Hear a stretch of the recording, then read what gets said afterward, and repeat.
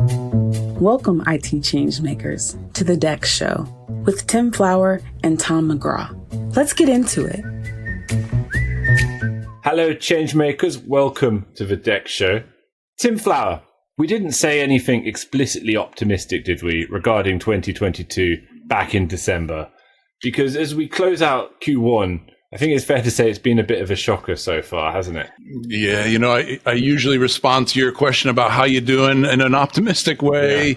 Yeah. Last year, one of my pieces of advice was the old baseball saying, look out for in your ear. So and it feels like we're getting in your ear. I'm a bit of a news junkie, and now it's starting, I don't know how to term it, but it's feeling like social burnout, right? You can't joke, you can't enjoy a night out without feeling guilty about not paying attention to what's going on in the world. You think you're out having a good time, and you realize there are people out there that are just, it's atrocious what's happening, and it's tough. And what I was kind of putting some thoughts together, Tom.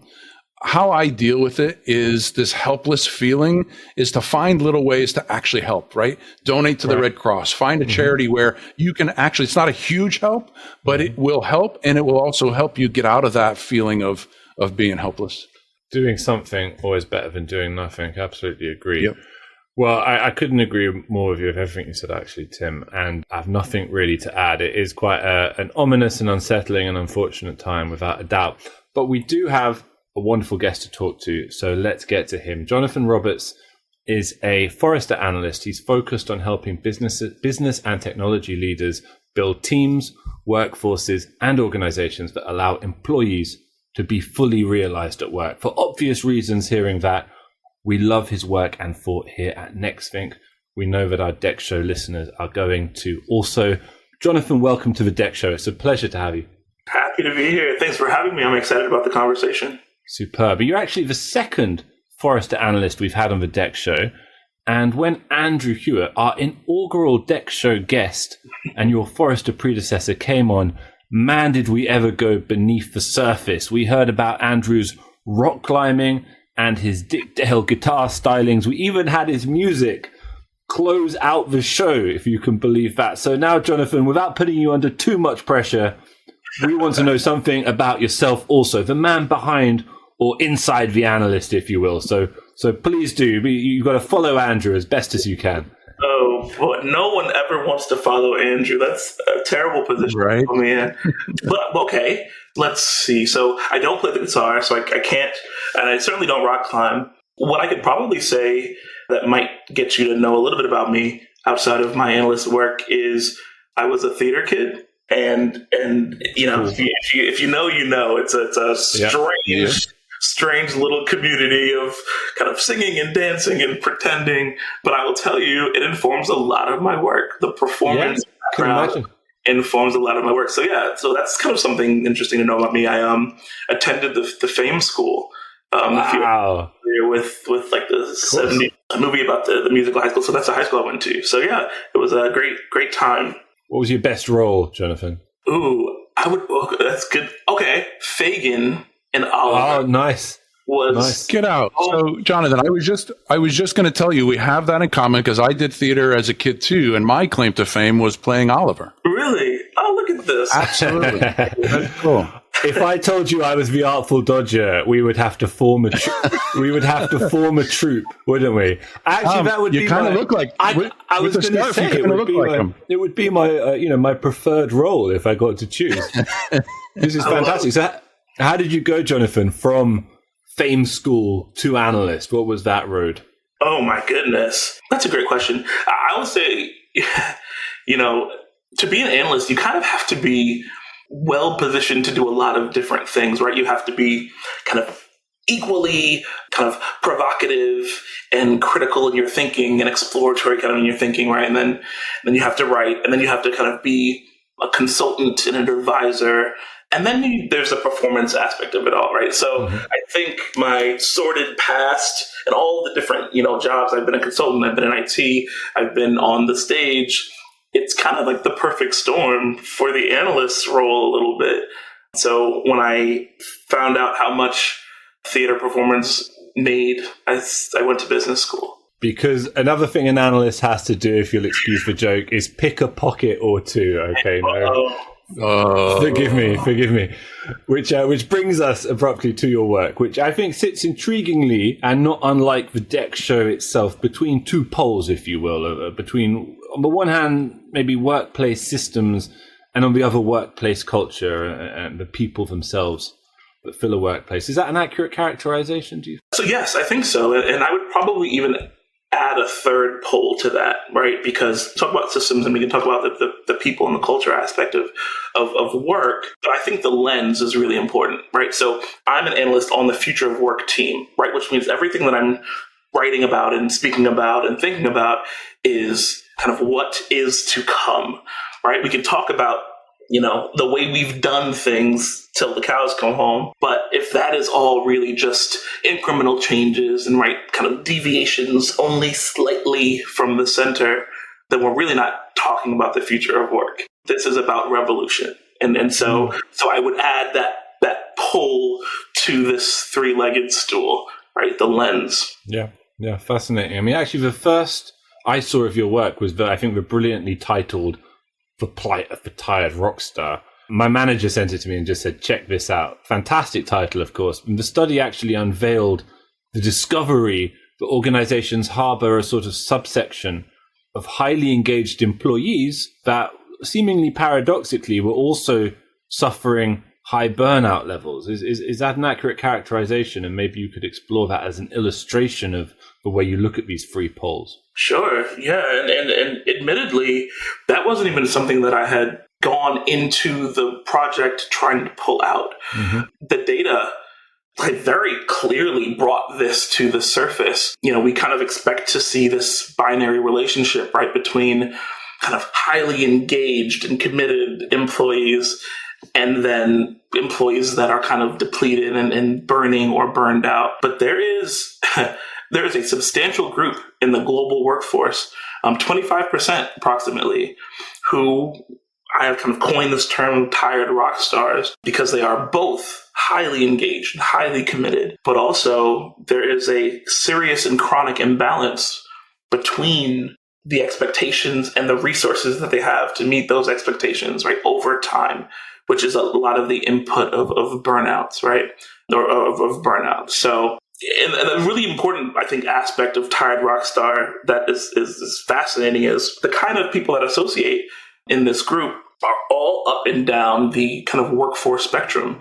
You have your employees, but you also have, this is where a lot of your leaders are, a lot of your managers, a lot of your C-suite is here, a lot of your culture carriers and your office influencers, they're here, right? That makes this kind of urgent and compelling, this particular group, as we are thinking about the future of work and how this whole thing is going to be deconstructed. So now I have this image in my head of the tired rock star. I've got this picture of Keith Richards in my head now. We're all these tired rock stars. And part of what drives burnout is even for the rock star at a company, and traditionally it's been, I have to put in more. I have to put in more effort or I might get fired. They might get rid of me. It's job security. So now I can't just work 50 hours a week. I've got to work 80 hours a week. But now it's a whole different world, right? Employees have the power. And the only thing they need to mention to their employer is the great resignation, right? Now my power is in what if I leave? And many of them are. How significant does that make this kind of employee engagement as a priority for companies to keep their employees? I mean, I might be biased, but I think this is the number one concern right now for leaders and organizations. The leverage, you're right, has kind of shifted, and employees they're voting with their actions, right? And some of them are, and we talk about the great resignation. I truly, truly hate that term because it only really addresses the front half of what's happening. People are yes, they're resigning, but they are also joining organizations that cater more to their needs and their requirements, if you will, right? Their employee experience kind of requirements in that vein. So I think organizations really, really need to understand what's happening right now. And yeah, employee power across the globe is at an all-time high. We've never seen anything like this. And so organizations will either have to adjust or they're going to have a serious talent problem as we kind of move forward into the future of work. And you've done some really good work on burnout and engagement and bridging that phenomenon with digital employee experience, right? So what do you feel is the connection between burnout and engagement and the technology that people are using? Yeah, it's not even what I feel. I think the data is completely clear. When you look at, so Forrester did a survey last year. We do the same kind of workforce survey every year. And consistently, if you look at the top 10 indicators of burnout, number 5 is devices or applications that break often. Number 7 is the inability to find or access kind of task critical information. And number 10 is technology security policies that hinder productivity. So literally 3 out of the 10 have something to do directly with the tech stack, with the decisions that we make in IT. And if that is not compelling enough for an IT leader to say, we have a big role to play here in how digital employee experience plays out, but also just employee experience, right? And if that is the foundation of a lot of the decision-making process that employees are going through right now, that's the thread. I think it's perfectly clear. And what are your thoughts? I've talked with senior leaders around the world in not just IT, but in HR as well. Where do you see the convergence of IT and HR as it kind of plays out with engagement and employee engagement? It's not just technology anymore. It's multiple stakeholders that have to make sure that employees are engaged. How do you see HR and IT evolving? Yeah, that's a great question. And I am answering this both from my analyst lens, but also from lived experience, right? Because I've kind of spent a lot of years working in IT. And there's always been this kind of very welcome disconnect between the two worlds, right? We were IT. We didn't really have to think about it. We wrote to specs, and that was what success was for us.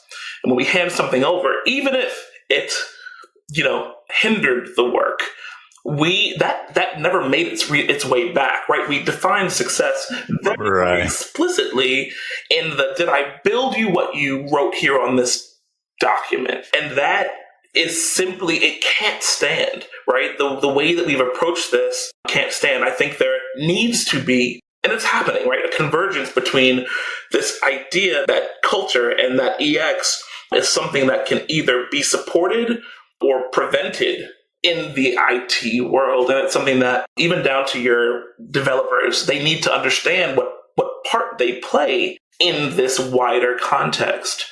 I imagine even things like diversity, equity, and inclusion, let's say, just take that as an example. I think that IT leaders need to also understand how those kind of cultural concepts and concerns also need to be brought into IT, right? If we are calling for revolution here, we're calling for creative and kind of new and innovative approaches to how we support the business. Well, the only way we do that is if we bring in missing perspective, if we kind of enable and empower voices that we've never had in the space before, and given people the space to create, right? We can't keep trying to solve different problems the same way.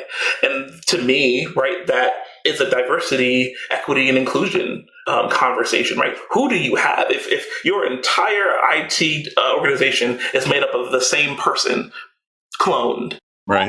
How effective are you going to be about solving new problems in new ways? You're not, right?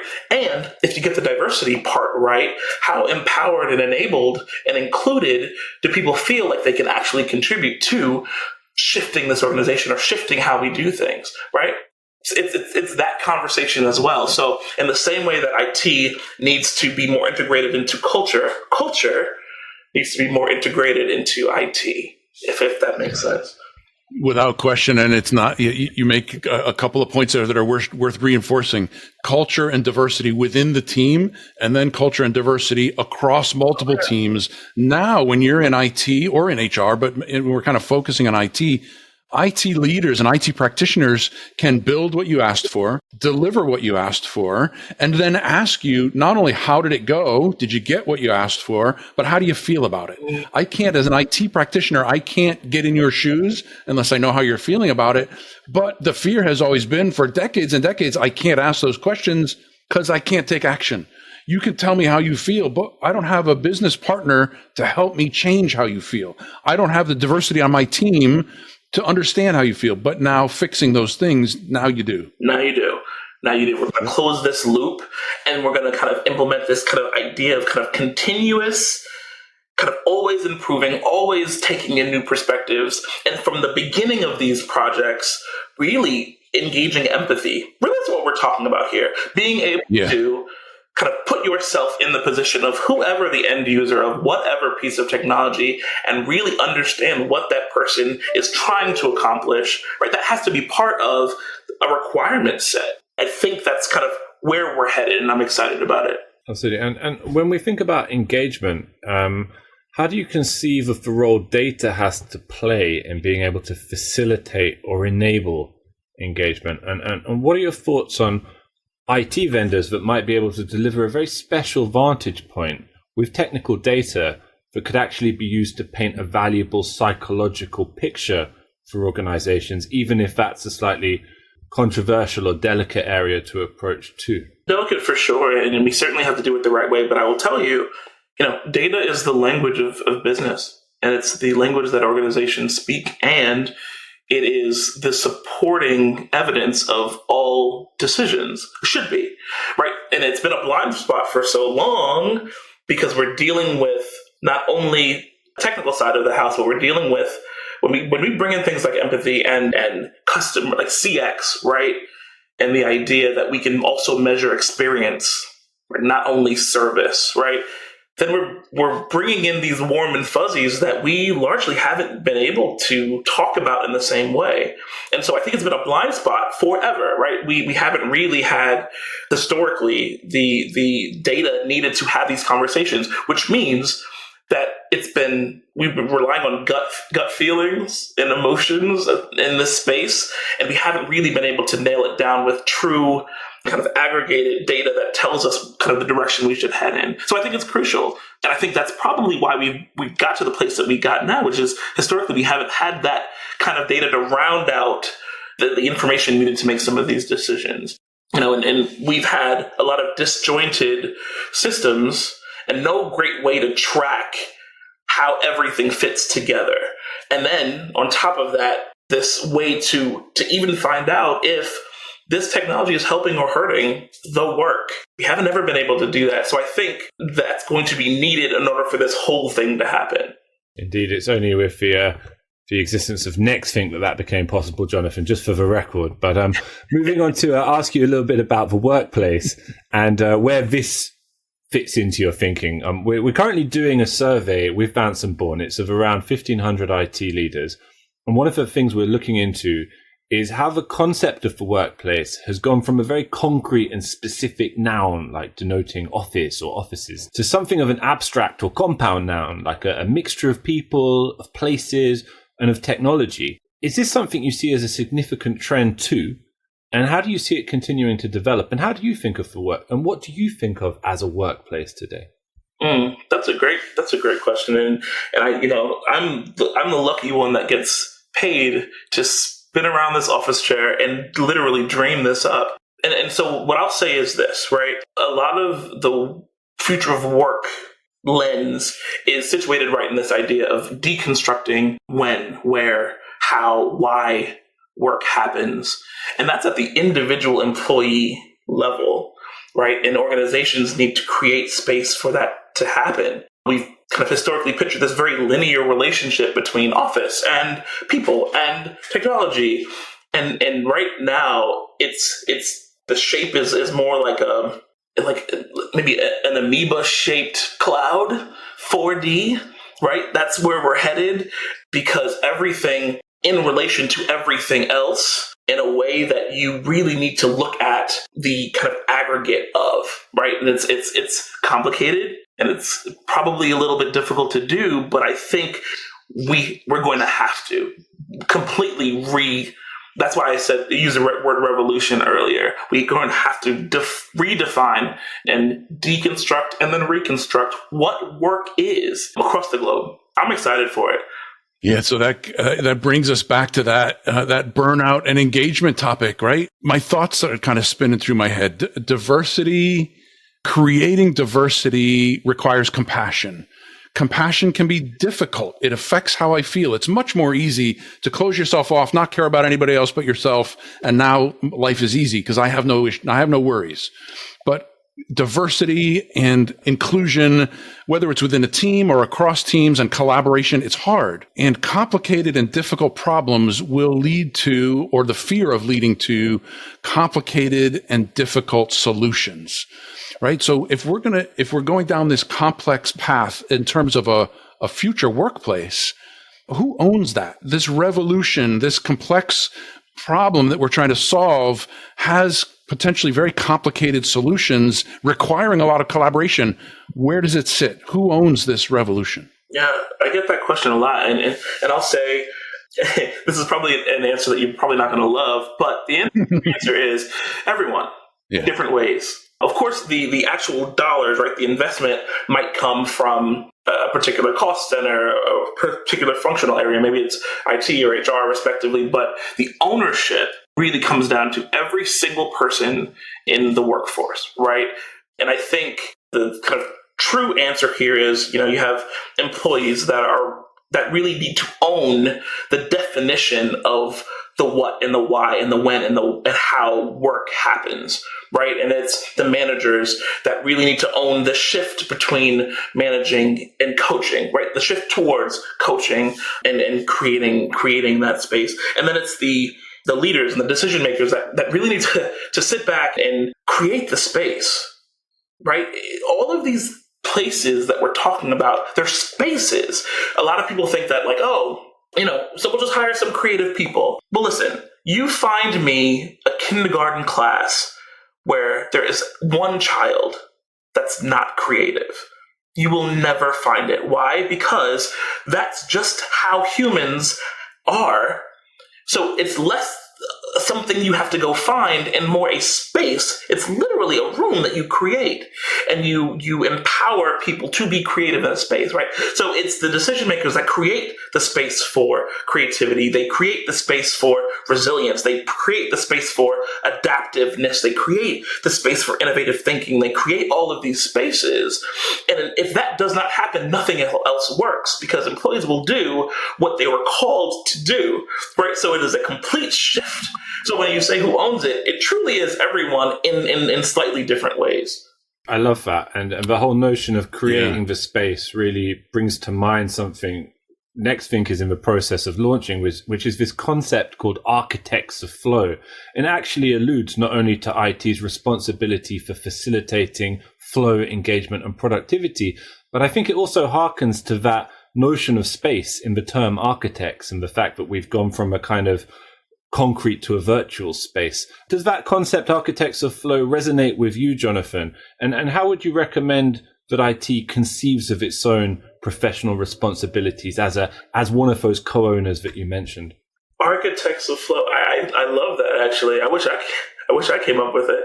I think it's exactly what the moment is calling for, right? It is this expanding of the aperture for IT folks to own now. And we talked a little bit about this earlier, right? So if you get rewarded and compensated to write to a spec, and that's all we're asking you to do, that's all you will do.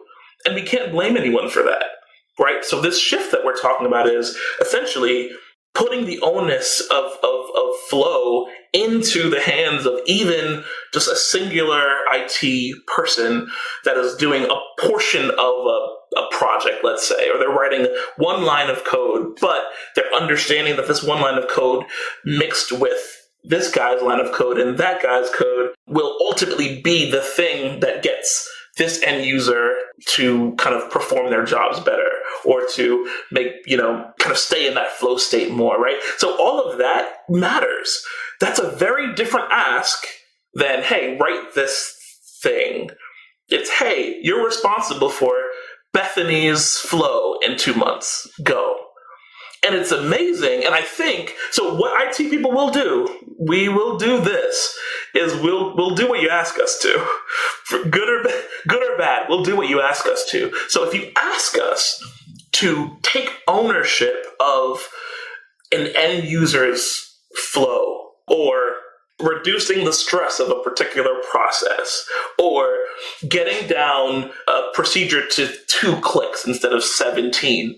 Those are very different asks. And I think that's exactly what you're getting at here, where you kind of architect a better employee experience. And if you give every single IT person that mandate, then you've changed the game.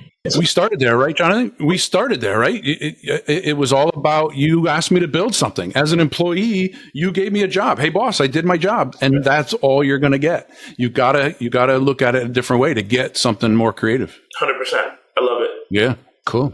Huge thanks, Jonathan. That's absolutely fantastic. Love to have you on the show again in the future, in fact. And I could never say that you bettered Andrew's legendary turn here, but only because Andrew would obviously kick off such a stink. However, it just remains for me to say that you're obviously going to be finishing things off with a rendition of "I'll Do Anything" in order to. I was going to say, I hope this left our listeners wanting more. Oh, very good, very good. All right, no more Oliver jokes. Andrew, yeah, sorry about that. Jonathan, great pleasure to have you on the DEX show for the first time. Looking forward to seeing you again. It's been my pleasure. To make sure that you never miss an episode, subscribe to the show in Apple Podcasts, Spotify, or your favorite podcast player. And if you're listening on Apple Podcasts, make sure to leave a rating of the show. Just tap the number of stars you think the podcast deserves. If you'd like to learn more about how NextThink can help you improve your digital employee experience, head over to nextthink.com. Thank you so much for listening. Until next time.